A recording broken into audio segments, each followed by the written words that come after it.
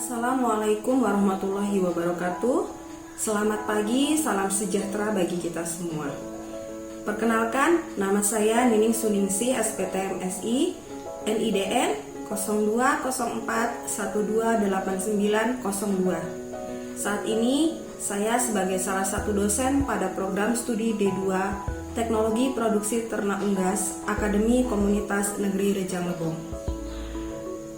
Ada beberapa mata kuliah yang saya ampu dan sesuai dengan bidang saya. Di antaranya adalah mata kuliah 1. Bahan pakan dan formulasi ransum ternak unggas. Yang kedua, produksi aneka ternak unggas. Yang ketiga, pasca panen ternak unggas.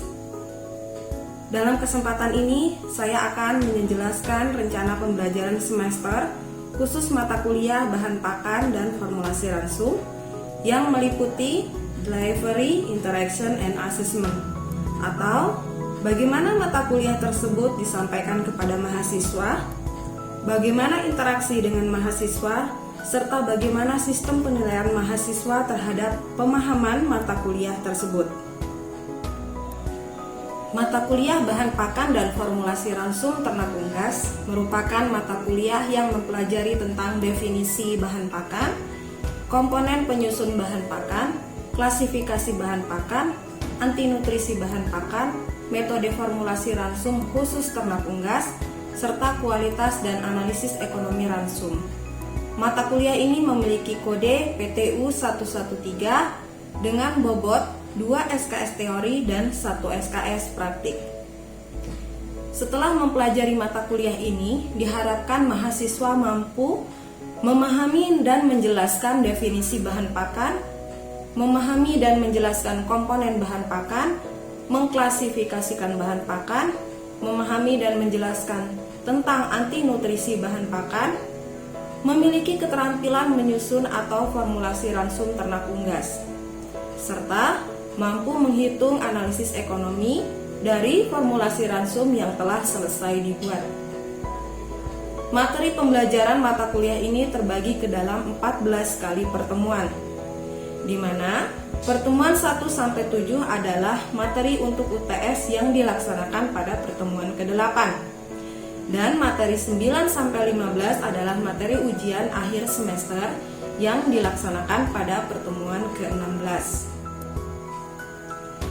Materi-materi pada mata kuliah ini adalah definisi bahan pakan, klasifikasi bahan pakan sumber energi, bahan pakan sumber protein, bahan pakan sumber mineral, bahan pakan sumber vitamin, feed adiktif dan feed supplement, bahan pakan alternatif, antinutrisi, formulasi ransum menggunakan metode Pearson Square, formulasi ransum dengan cara trial and error method, formulasi ransum berbasis teknologi, serta kualitas dan analisis ekonomi ransum. Sistem perkuliahan mata kuliah ini terdiri dari perkuliahan teori dan perkuliahan praktik, di mana 1 SKS kuliah teori membutuhkan waktu 50 menit, sehingga untuk mata kuliah ini memerlukan waktu 2 kali 50 menit atau 100 menit. Adapun kuliah praktik adalah 120 menit. Metode pembelajaran yang digunakan adalah ceramah, diskusi, simulasi, pembelajaran kolaboratif, pembelajaran mandiri, serta demonstrasi atau praktik. Interaksi dengan mahasiswa dilakukan baik pada saat jam perkuliahan maupun di luar jam perkuliahan, melalui aplikasi media sosial atau dilakukan secara langsung dengan mahasiswa. Pada saat jam perkuliahan, interaksi dilakukan membahas dan mendiskusikan terkait materi perkuliahan yang berlangsung sesuai jadwal. Adapun interaksi di luar jam perkuliahan dilakukan berupa bimbingan mahasiswa tugas akhir, bimbingan kewirausahaan, serta bimbingan program pemberdayaan masyarakat desa yang dilakukan oleh mahasiswa vokasi. Seperti pada tahun ini, saya menjadi dosen pendamping pada program P2MD mahasiswa vokasi. Sistem penilaian mata kuliah terdiri atas 2 bagian, yaitu sistem penilaian perkuliahan teori dan sistem penilaian perkuliahan praktik. Sistem penilaian perkuliahan teori terdiri dari ujian tengah semester dengan bobot 20%, ujian akhir semester 20%, tugas 10%, dan kuis 15%. Adapun sistem penilaian perkuliahan praktik terdiri dari ujian akhir praktik, bobot 15%, laporan praktik 10%, aktivitas praktikan 5%, dan hasil praktik per pertemuan 5%. Sehingga totalnya menjadi 100%. Indikator penilaian untuk mata kuliah ini, yang pertama untuk ujian tengah semester, ujian akhir semester, ujian akhir praktikum, dan kuis adalah ketepatan dalam menjawab soal sesuai dengan waktu yang disediakan. Selanjutnya, indikator penilaian tugas kelompok dan mandiri adalah ketepatan menyelesaikan tugas sesuai dengan jenis tugas yang diberikan. Indikator penilaian untuk aktivitas praktik adalah ketepatan dan keterampilan sesuai prosedur kerja, dan indikator penilaian laporan praktik adalah adanya hasil kerja per mahasiswa sesuai materi praktikum. Selanjutnya, berikut adalah rekaman audiovisual proses pembelajaran mata kuliah bahan pakan dan formulasi ransum ternak unggas, khusus bahan kajian, feed adiktif, dan feed suplemen. Bismillahirrahmanirrahim. Assalamualaikum warahmatullahi wabarakatuh. Waalaikumsalam warahmatullahi wabarakatuh. Oke, selamat siang, salam sejahtera bagi kita semua. Gimana kabarnya siang ini? Baik. Alhamdulillah, pada kesempatan ini Ibu akan menyampaikan materi perkuliahan terkait feed adiktif dan feed suplemen. Jadi kalau di dalam ilmu pakan gitu ya, kalau untuk ternak makanannya disebut feed, tapi kalau untuk manusia itu disebut food. Nah sekarang feed itu kan sama dengan definisinya pakan. Kira-kira ada yang masih ingat nggak apa itu definisi pakan? Bahan pakan, Bu. Ya, bahan pakan. Izin menjawab, Bu. Oke, silakan. Saya Tianti Agustin. Di sini dalam sepengetahuan saya, bahan pakan adalah segala sesuatu yang diberikan kepada ternak untuk kelangsungan hidup yang tidak beracun dan tersedia secara terus-menerus. Oke, tersedia secara kontinu, benar ya. Jadi kita flashback sedikit. Definisi pakan itu adalah segala sesuatu yang bisa dimanfaatkan oleh ternak untuk produktivitasnya, untuk pertumbuhannya, untuk produksinya, ya baik itu daging, telur, susu, gitu ya. Nah, terus selain itu bahan pakan itu syaratnya adalah dia tidak beracun, kemudian dia harus tersedia secara terus menerus. Oke.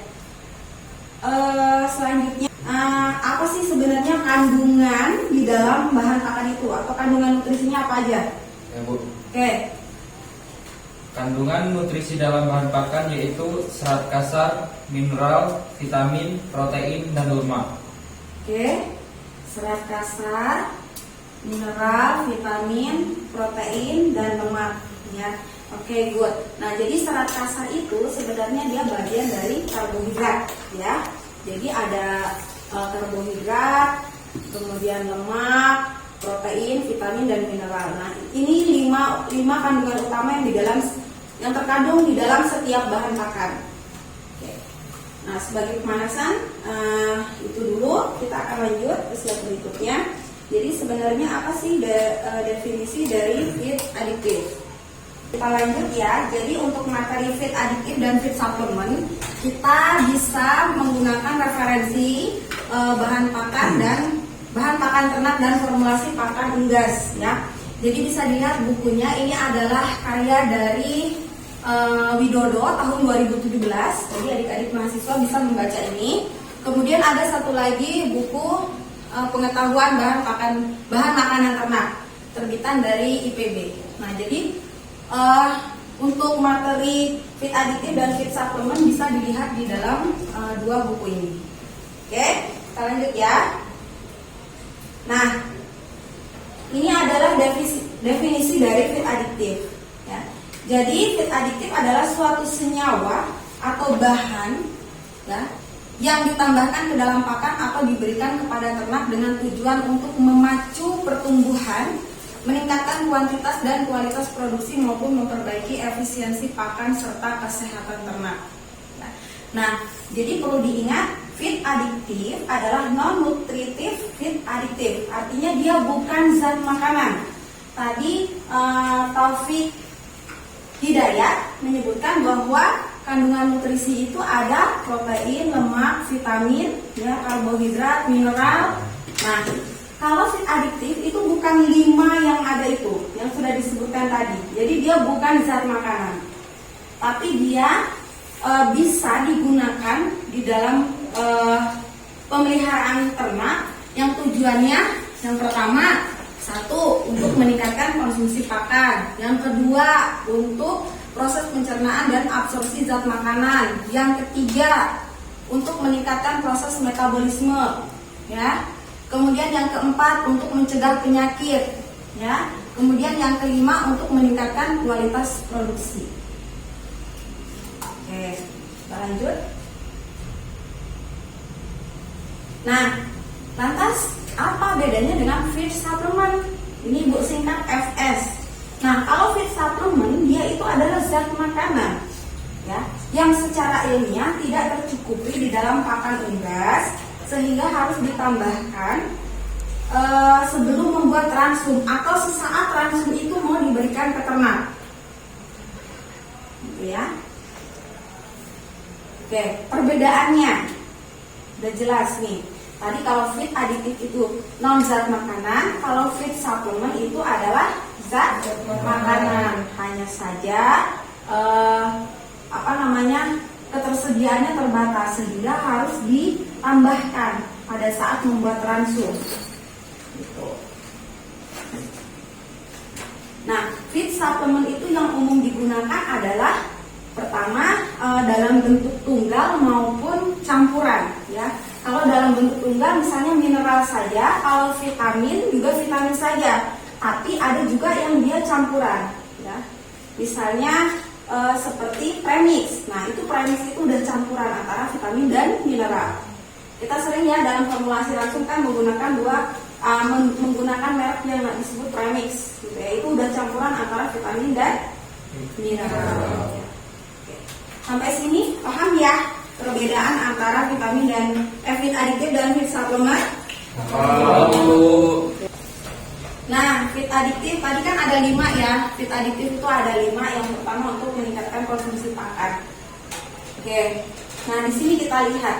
Jadi ada yang dikatakan dengan palatabilitas atau disebut juga dengan derajat kesukaan, ya, derajat kesukaan atau preferensi terhadap pakan. Jadi pakan itu disukai oleh ternak, ya. Disukai oleh ternak itu pertama karena bentuknya, yang kedua karena rasa, yang ketiga karena warna, dan yang keempat karena aroma pakannya. Nah, oke, palatabilitas akan berpengaruh terhadap konsumsi pakan. Jadi kalau misalnya bentuknya tepung dengan crumble itu akan berbeda tingkat konsumsi pakannya, ya. Kemudian konsumsi pakan tentunya akan berpengaruh terhadap pertumbuhan dan performa produksi ternak. Kalau misalnya ternaknya ya, anggap aja itik untuk contoh, dia konsumsi pakannya rendah, otomatis pertumbuhannya juga akan rendah. Oke.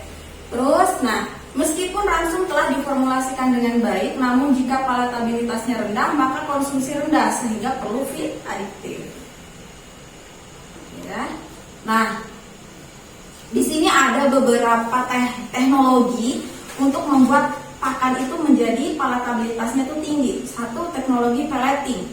Nah, di dalam proses pellet dia membutuhkan bahan perekat. Jadi supaya yang tadinya bentuknya tepung, gitu ya. Kalau pellet itu kan gabungan dari beberapa komponen ya. Jadi misalnya mau membuat pellet ternak ayam telur, gitu ya. Nah, itu kan gabungan dari beberapa bahan pakan. Bentuknya tepung jadikan satu. Dia supaya nyatu itu butuh perekat. Gitu. Nah, contoh perekatnya seperti lignin sulfonat. Nah, karena pelleting ini ada kelebihannya. yang pertama meningkatkan konsumsi pakan, ya. Kalau konsumsinya udah meningkat, otomatis efisiensi ransumnya menjadi tinggi. Kemudian, tapi ada minusnya juga dari proses pelleting ini, yaitu otomatis biaya produksi pakannya menjadi lebih tinggi, gitu ya. Oke. Kemudian ada flavoring agent. Apa itu? Adalah bahan tambahan yang ditambahkan ke dalam pakan untuk memperbaiki rasa, aroma, dan tekstur. Contohnya adalah sukrosa. Ya. Sukrosa itu adalah bagian dari karbohidrat. Oke. Sampai sini ada yang mau bertanya? Izin bertanya, Bu. Oke. Kan di Jadi, slide Ibu itu menjelaskan bahwa meskipun ransum telah diformulasikan dengan baik, namun jika palatabilitasnya rendah, apakah kan itu kan memerlukan feed adiktif? Ya. Apakah ada penggantinya selain feed adiktif, Bu? Oke. Ya, jadi pertanyaannya baik sekali ya, Meliando. Jadi seperti ini. Ransum itu tadi dikatakan bahwa dia palatabilitasnya akan meningkat atau rendah itu sangat dipengaruhi oleh yang namanya bentuk, rasa, warna, dan aroma pakan. Oke, sekarang kita coba analisa. Misalnya nih, dari segi bentuk dulu ya. Angka itik, kita punya itik nih di farm kita ya. Terus kita kasih sayuran. Ya, kita kasih sayuran yang utuh. Satu lagi ada yang dikasih sayurannya udah dipotong-potong. Jadi ada dua bentuk sayuran di sana ya. Satu yang utuh, satu yang udah dipotong-potong. Ya. Nah, kira-kira itiknya suka makan yang mana? Yang dipotong. Oke. Artinya dari pertanyaan Meliando bisa dijawab bahwa untuk meningkatkan palatabilitas itu bisa tanpa menggunakan feed adiktif, tetapi cukup dengan perlakuan mekanis. Ya, perlakuan mekanis namanya. Misalnya mekanis itu seperti memotong. Gimana? Meliando udah jelas? Udah, Bu. Oke, good. Kita lanjut ya. Nah, terus tadi feed adiktif untuk meningkatkan konsumsi. Nah, sekarang kita lihat feed adiktif untuk membantu proses pencernaan dan absorpsi zat makanan. Jadi kalau makanan yang udah masuk ke dalam saluran pencernaan ternak itu, dia akan dicerna. Kemudian kalau sudah dicerna, diserap oleh tubuh ternak. Absorpsi artinya adalah diserap zat makanan. Zat makanan tadi yang disebutkan oleh Taufik Hidayat, yang 5 komponen tadi, ya. Oke. Apa saja feed adiktif contohnya yang bisa meningkatkan pencernaan? Jadi yang pertama adalah acidifier. Kemudian ada antibiotik. Antibiotik seperti obat-obatan. Ya. Kemudian ada probiotik. Nah, kemudian ada prebiotik, kemudian ada enzim. Oke. Kita lihat satu persatu. Ibu akan jelaskan secara singkat ya, apa itu definisi antibiotik. Oke, antibiotik itu adalah zat yang dihasilkan oleh organisme hidup yang dapat menghalangi atau merusak organisme khususnya yang patogen. Nah, penggunaan antibiotik dia bergantung kepada komoditas ternaknya, tujuan pemeliharaannya dan umur ternaknya. Jadi dia kemudian probiotik. Kita lihat probiotik.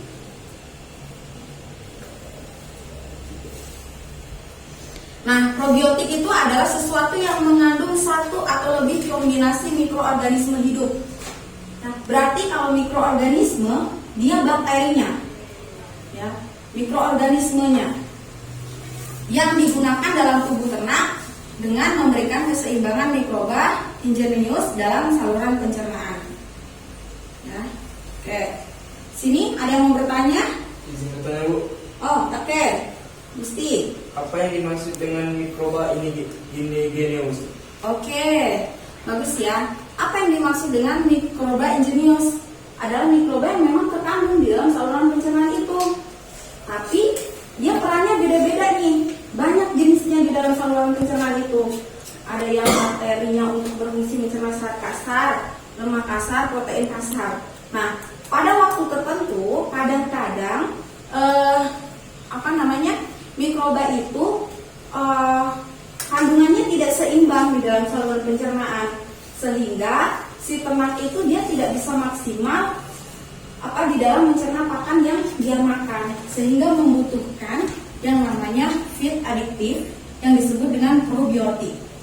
Jadi kalau probiotik itu adalah sekumpulan mikroba, gitu ya, sekumpulan mikroba. Oke, gimana Gusti? Cukup jelas? Ya, jadi kalau misalnya lanjut ke prebiotik, jadi apa bedanya probiotik dan prebiotik? Kita lihat. Prebiotik merupakan dari pakan yang tidak tercerna yang berpengaruh menguntungkan bagi inang dengan cara selektif menstimulasi pertumbuhan dan aktivitas bakteri dalam kolon.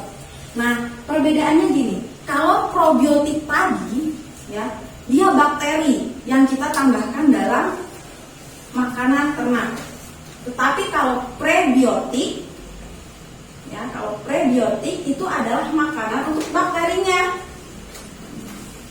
Pre itu sebelum gitu ya, makanan untuk bakterinya supaya bakteri di dalam ususnya tuh hidupnya seimbang tadi. Ada mikroba ingenius tadi ya, supaya dia seimbang. Jadi bakterinya harus dikasih makan. Kalau yang probiotik tadi langsung bakterinya yang langsung yang dikasihkan ke ternaknya. Gitu ya kurang lebih perbedaannya ya. Oke, kita lanjut. Acidifir. Apa sih sebenarnya acidifir? Oke, kita lihat di sini. Acidifir adalah asam organik yang berfungsi mengontrol keasaman atau mencegah pertumbuhan mikroba yang tidak menguntungkan dan membantu zat antioksidan mencegah terjadinya reaksi peroksidasi. Kemudian acidifir digunakan sebagai pakan tambahan ayam, bertujuan untuk meningkatkan efisiensi pakan dengan cara mengoptimalkan kondisi saluran pencernaan untuk proses pencernaan zat makanan dan tumbuhnya mikroba non-patogen yang menguntungkan serta meningkatkan kesehatan ayam. Nah, ini ada contoh-contohnya dari acidifir. 1. Ada asam laktat, 2. Ada asam sitrat, 3. Asam propionat, 4. Asam asetat, kemudian ada campuran asam organik. Ada mau bertanya? Izin tanya Bu. Oke, silakan tadi. Di sini ada makanan dan tumbuhan mikroba non patogen. Ya. Jadi apa yang dimaksud dengan mikroba non patogen? Oke, bagus pertanyaannya ya. Oke, jadi ada mikroba non patogen, ada mikroba patogen. Kalau ada non patogen berarti ada mikroba non patogen, ada mikroba patogen, ya. Oke, mikroba non patogen adalah mikroba yang tidak menimbulkan penyakit. Kalau mikroba patogen adalah mikroba yang menimbulkan penyakit. Kira-kira. Oke, contohnya ya, kalau tadi Pak Edi bertanya mikroba non patogen, artinya mikroba yang tidak menimbulkan penyakit tapi justru menguntungkan ternaknya. Contohnya adalah bakteri asam laktat, makanya dia menghasilkan asam laktat. Ya. Kalau bakteri yang merugikan contohnya adalah bakteri E. coli ya. Kemudian feed additif untuk mencegah penyakit. Ya, contoh tahu bahwa di dalam proses pencegahan penyakit itu ada faktor lingkungan ya, faktor lingkungan. Faktor lingkungan itu seperti kondisi udara, manajemen pemeliharaan, ya, manajemen pemeliharaan, kemudian ada parasit dan kalau misalnya sistem kandang tadi tidak bagus ya, sanitasi kandangnya tidak bagus, otomatis parasit dan organisme tadi akan banyak di sini. Makanya ternaknya harus dikasih feed additif dalam bentuk antibiotik supaya dia tahan. Tapi kita tidak boleh juga mengandalkan feed additif. Malaslah bersih-bersih kandang, ya kan? Malas bersih-bersih kandang, kasih aja obat terus, nggak boleh juga gitu, ya. Kan kebersihan kandang tetap harus kita jaga. Kira-kira sekarang nih yang lagi tren penyakit apa? PMK apa itu? Penyakit mulut dan kuku. Oke, kira-kira ada yang tahu nggak penyebabnya apa? Belum. Virus, benar ya? Penyebabnya adalah virus. Ya. Tapi untuk saat ini Kalau virus itu hanya satu, dia harus divaksin. Makanya banyak banget digalakkan sekarang lagi vaksin. Nah, tetapi untuk pencegahan awal, kandangnya harus dibersihkan, gitu ya, supaya virusnya nggak mau hidup di kandang yang bersih. Sanitasi kandangnya harus dijaga. Gitu ya. Oke, good. Oke, nah sekarang tadi Ibu sudah menjelaskan poin-poin yang termasuk di dalam feed adiktif. Ya, kemudian kalau yang masuk ke dalam feed supplement itu termasuk di dalam kategori zat makanan ya. Ada mineral dan vitamin. Oke. Nah, mineral itu tergolong menjadi mineral makro dan mineral mikro. Kalau mineral makro dia dibutuhkan dalam jumlah besar, kalau mineral mikro dibutuhkan hanya sedikit. Ya. Tetapi besar sedikitnya pun tidak sebesar penggunaan dedak ya. Kalau dedak di dalam formulasi ransum itu bisa sampai 30%, 25%. Nah, kalau mineral itu maksimal 4%. Harus di bawah itu penggunaannya. Oke. Ini golongan mineral makro dan mineral mikro bisa dibaca ya. Nanti slide-nya akan Ibu kasihkan juga ke semuanya untuk dibaca dan dipahami kembali. Oke. Kalau vitamin, ada yang masih ingat nggak vitamin yang larut dalam air apa aja? Taufik. Apa? Kayaknya dia mulai melek nih. Vitamin yang larut dalam air ada 2.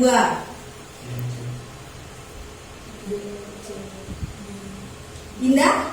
B dan C. Iya, betul. Vitamin yang larut dalam air adalah vitamin B dan C. Vitamin yang larut dalam lemak? Ade. Itu Ade langsung ingat ya. Oke. Padahal nggak susah ingat yang 2 huruf tadi ya, B dan C. Begitu Ade ingetnya Ade. Nah, oke. Udah banyak Ade katanya. Oke, nah selesai materinya ya, Ibu akan menyampaikan sedikit asesmen lah, gitu ya. Di sini Ibu sudah bawa produk, tapi Ibu bukan jualan, ya. Ya, Ibu Bu. bukan jualan. Oke, di sini ada antisep, Ibu akan sebutkan mereknya, terus ada kandungannya. Nanti tinggal menyebutkan apakah ini tergolong kepada feed adiktif atau feed supplement. Oke? Oke.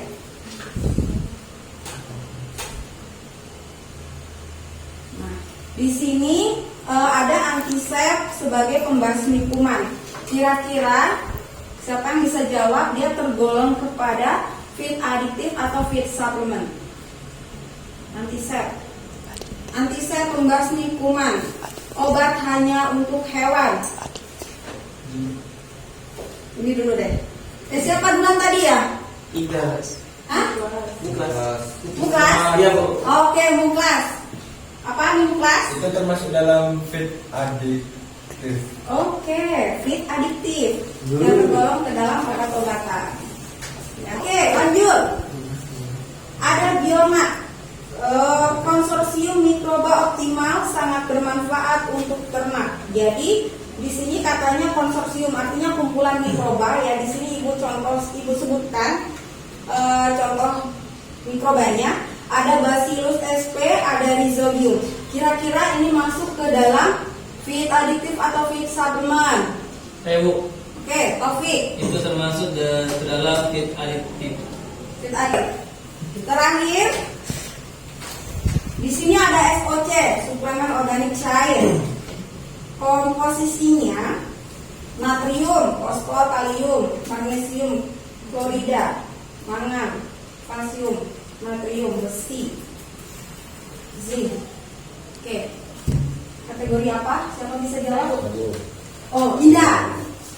Termasuk dalam feed suplemen. Feed supplement. Baik, terima kasih atas kesempatannya pada hari ini. Semoga apa yang sudah Ibu sampaikan bisa bermanfaat untuk kita semua ya. Amin.